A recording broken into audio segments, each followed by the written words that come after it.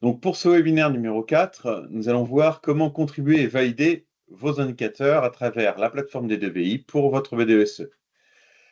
On ne va pas reprendre toute l'introduction de la BDESE vue sur le webinaire numéro 1, mais donc, on va surtout se concentrer sur vérifier les valeurs de vos indicateurs. Donc, comment on vérifie les valeurs précalculées à travers la DSN, comment saisir des informations sur les indicateurs non pré-remplis, donc ceux qu'on ne peut pas alimenter à travers la DSN, que ce soit du qualitatif ou des chiffres, mais qu'on n'a pas, en tout cas des données, par exemple, financières, de formation qui n'existent pas en DSN. Comment on peut le faire à travers cette interface? On va voir différentes manières de le faire. Et enfin, on va voir aussi comment on valide les indicateurs pour qu'ils soient disponibles dans les parties de restitution, que ce soit dans la partie web ou dans la partie Word. Et enfin, on finira par la session de questions-réponses. Pour démarrer, ce qu'il faut bien comprendre dans cette nouvelle version de la BDESE, c'est qu'il y a des nouveaux rôles. Ces nouveaux rôles, quels sont-ils? Donc, il y a le rôle param BDESE, comme ce qu'il existait dans la BDES 1v1, qui vous permet d'accéder à la page paramétrage, de créer des nouveaux paramétrages, de les modifier, de les supprimer. Un rôle de consultation. Donc, le rôle de consultation, il a vocation à donner accès à la partie visualisation web, ce menu ici. Un rôle de édition, qui va nous donner accès à la partie édition des rapports. Donc là, c'est éditer en Word une BDESE. Et enfin, deux nouveaux rôles aussi, qui sont le rôle de contributeur et le rôle de validateur. Ces deux rôles sont sur le même menu, c'est contribution et validation qu'on va voir aujourd'hui, mais ce sont bien deux rôles distincts. Je vais présenter rapidement les rôles là, et ensuite on va voir comment ça se répercute au niveau de l'outil. Le rôle de contributeur, qu'est-ce que c'est? C'est un utilisateur qui a le droit de saisir de l'information à travers le portail sur un paramétrage pour définir, par exemple, il y a 5 personnes en effectif extérieur à l'entreprise qui travaillent dans l'entreprise. Soit des externes, tout type de contrat confondu. Donc, cette personne, elle va saisir cette information. C'est le rôle de contributeur.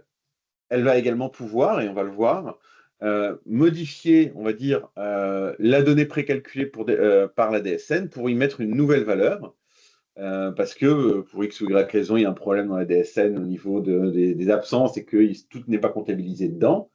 Eh bien, on va pouvoir, grâce à ce rôle, les personnes qui auront ce rôle vont pouvoir modifier ces valeurs-là précalculées pour y ajouter une valeur qu'ils saisiront eux-mêmes, afin que ce soit cette valeur ensuite qui soit mise à validation.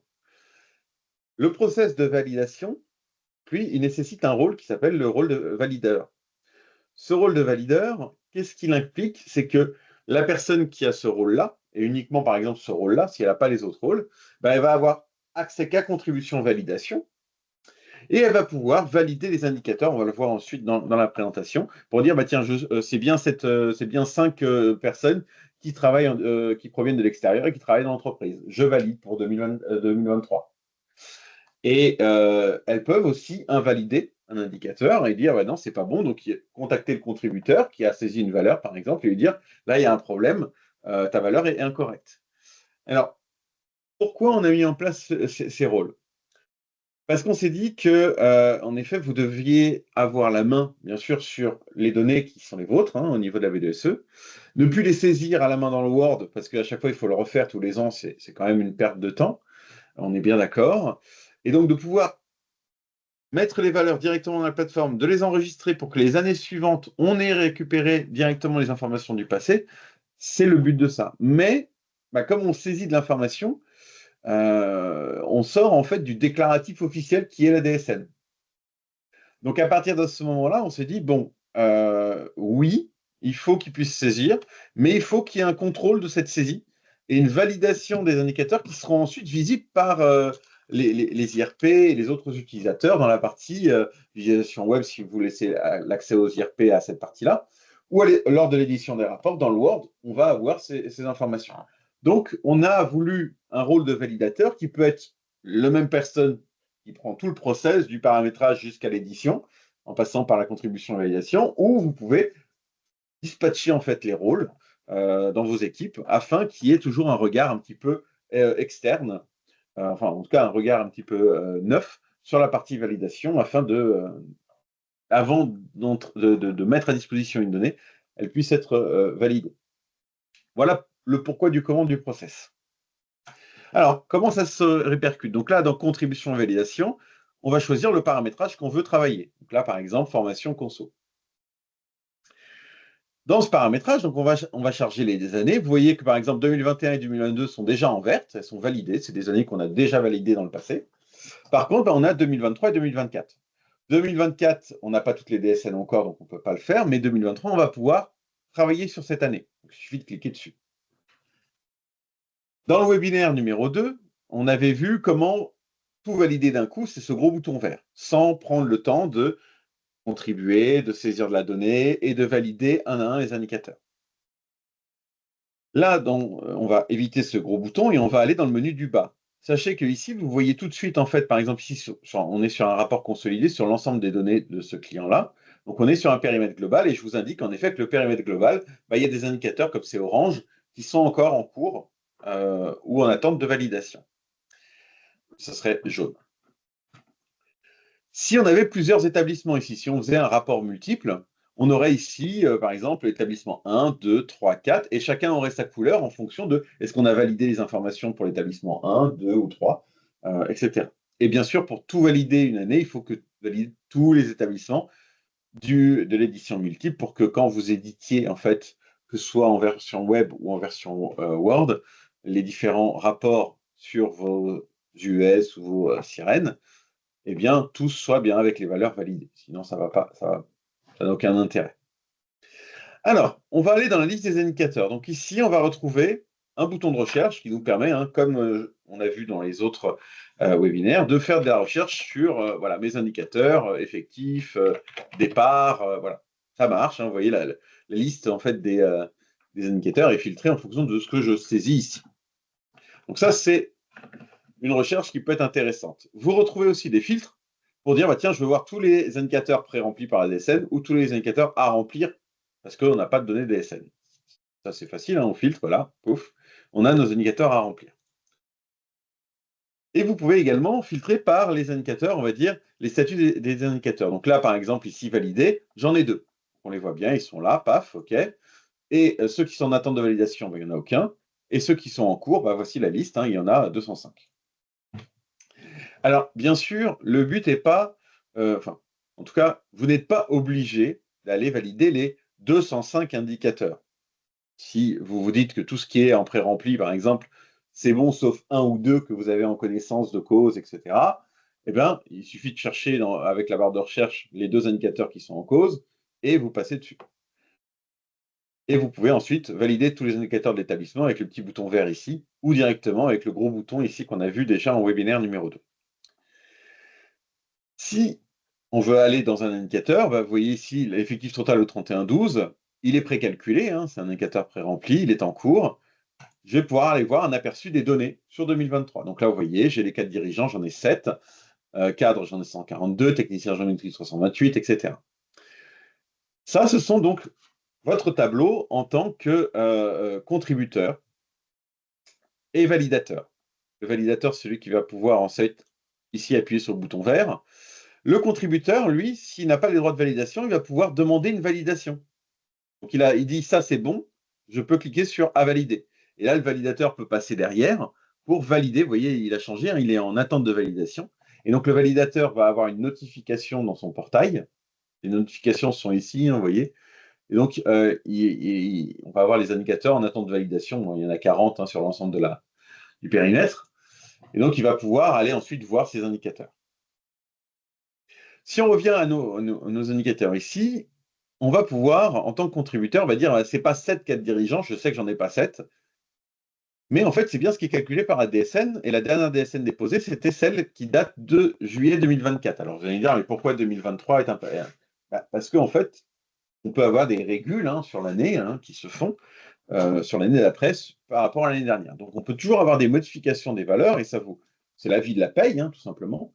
Et donc, on vous indique toujours quelle est la dernière DSN qui a été déposée parce que ce chiffre correspond à cette DSN-là. Maintenant, si je me dis, c'est pas la bonne, je peux appuyer sur le petit plus et dire, en fait, c'est pas 7, je sais que j'en ai 9. Je vais taper 9 et enregistrer ma valeur.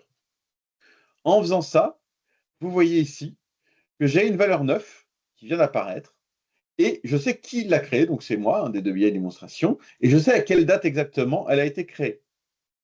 Donc vous, en tant que contributeur, vous pouvez ensuite dire, c'est bien celle-ci que je veux mettre, donc la source devient non plus DSN mais utilisateur, et que je mets en valider cette valeur-là. Et mon validateur, il va dire, il va devoir passer ici et dire, oui, c'est bien la 9 que je veux valider, et il le validera s'il a les droits de valider, comme ça, avec le bouton valider, tout simplement. Et donc, en restitution, qu'est-ce qui va se passer? C'est qu'au lieu d'afficher la valeur 7 qui était en DSN, on va afficher la valeur 9 pour les cadres dirigeants sur 2023. Donc ça, c'est la partie contribution sur les indicateurs pré-remplis. On peut bien sûr se balader d'année en année ici dans le menu si on veut retourner voir ce que c'était en 2022. Donc là, il y en avait 7. Et en 2021, il y en avait 7 aussi. Et sur 2024, je n'ai pas encore les données parce qu'au 31-12, je n'ai pas encore mes DSN, puisque je n'ai déposé que celle de juin 2024.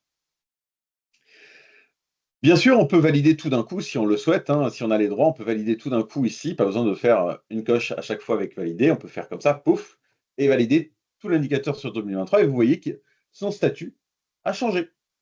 Il est bien validé. Si on a fait une erreur, il suffit ici de décocher. Bien sûr, ceux qui ont les droits de validation peuvent décocher ici cette case.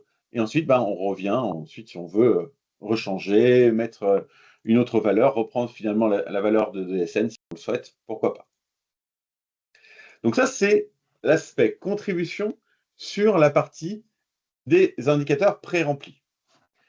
Maintenant, si on va regarder un indicateur à remplir, ici, c'est le nombre de salariés appartenant à une entreprise extérieure. Donc ça, c'est quelque chose qu'on ne peut pas calculer à travers les DSN, mais c'est un indicateur que j'ai renseigné. Vous avez 3 possibilités pour renseigner cet indicateur. Soit vous dites c'est du quantitatif. Quantitatif, donc je vais renseigner un nombre. Là, par exemple, ici, je peux dire que 2023, je veux pas aller je veux juste marquer, il y a 15 personnes en 2023.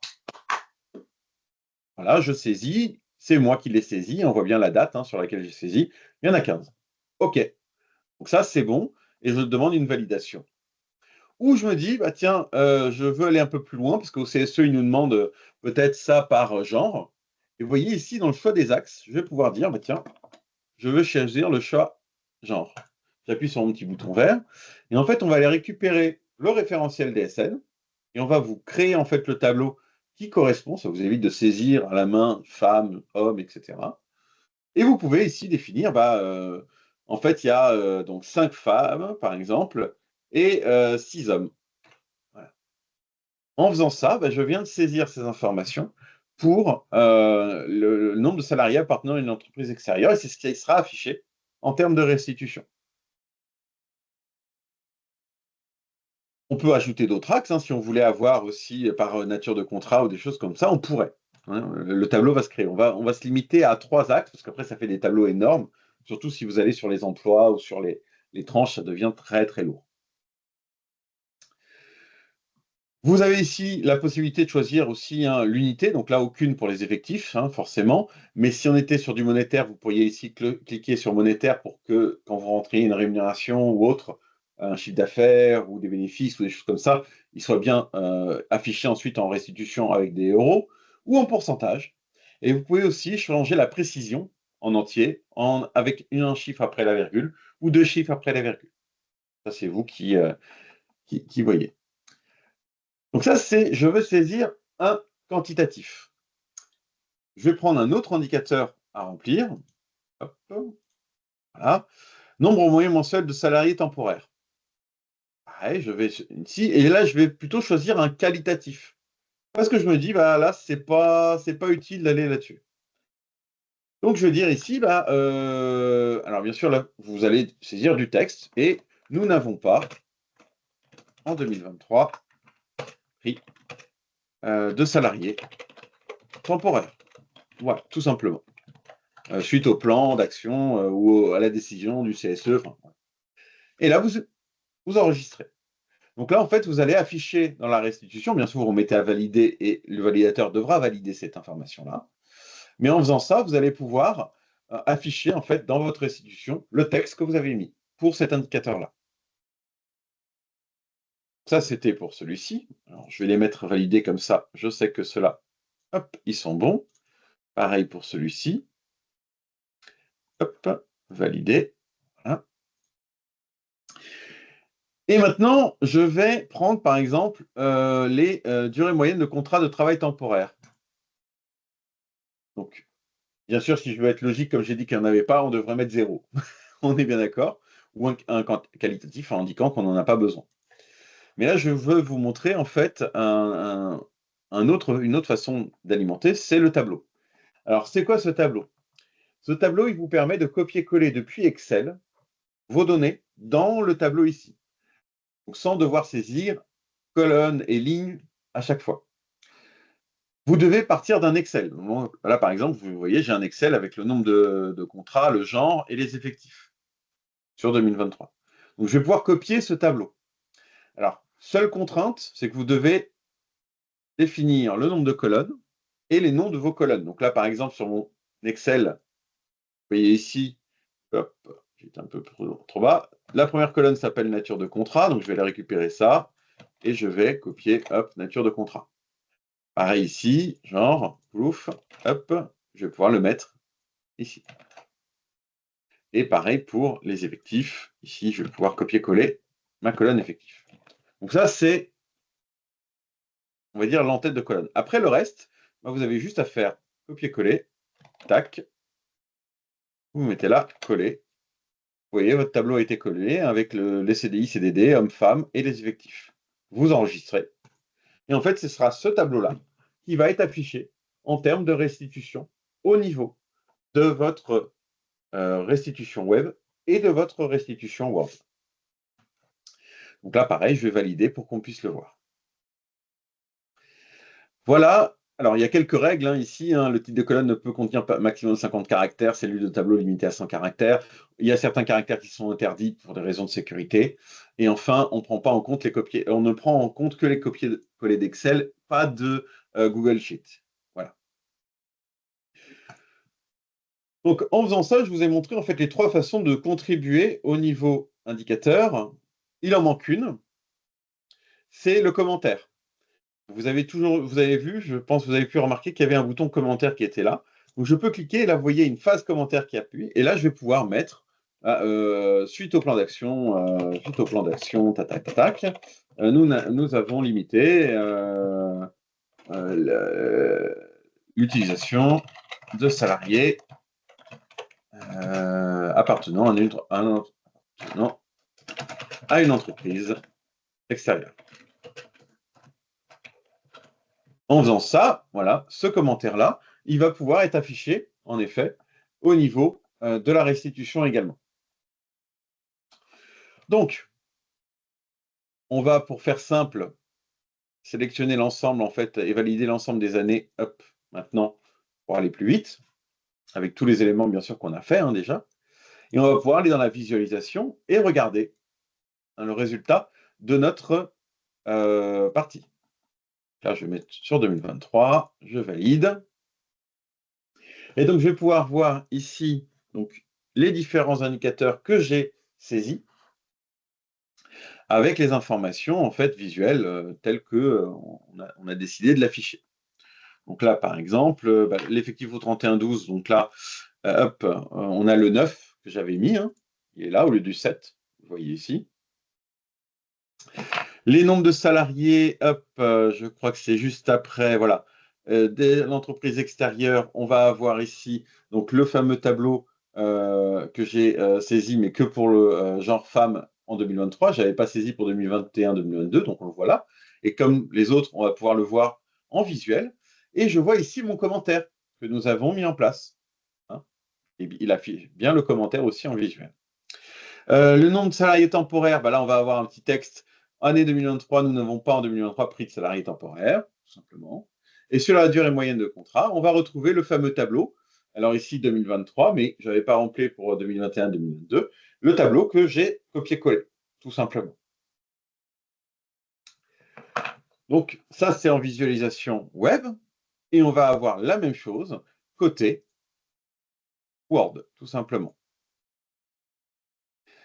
Alors, bien sûr, on s'imagine bien que passer sur les 250 indicateurs de la DSN, ça peut être long, etc. Vous le faisiez déjà un petit peu dans le Word, finalement. Donc, ça va être vu, en fait, au niveau de la plateforme de gestion. Vous avez des façons d'aller plus rapidement si vous voulez valider tous les indicateurs d'un coup et ensuite dévalider seulement quelques-uns. Ça permet d'aller vite. Et ensuite, ce qui est important, c'est que vous allez pouvoir garder en fait ce que vous avez saisi, que ce soit les commentaires, les saisies à la main, les choses comme ça, ils vont être gardés au fil du temps, sur les années. Donc ça, c'est un vrai plus en fait par rapport à avant, puisqu'on n'a pas besoin de recommencer à zéro à chaque fois. Alors le traitement est en cours, donc ça va bientôt se terminer normalement. On devrait rapidement, voilà, avoir notre Word qui, hop, va être là. Et donc si je regarde rapidement dans le Word, les modifications, oui. On va retrouver donc les informations hop, que j'ai saisies, donc le fameux 9 hein, qui est ici au lieu du 7. Et pour nos amis les 20, c'est un peu plus bas. Voilà, ici.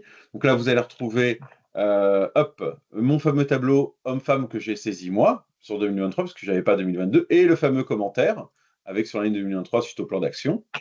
Je vais zoomer un petit peu, hein, ça soit plus visible pour tout le monde. Je vais retrouver ici la petite phrase que j'ai mis pour l'indicateur 23. Hein. Nous n'avons en 2023 pris de salariés, il manque une phrase justement. Et pour l'indicateur 24, on va retrouver les tableaux hein, copier-coller avec la nature de contrat, le genre et les effectifs qui sont en face. Voilà qui met fin à la partie contribution et validation.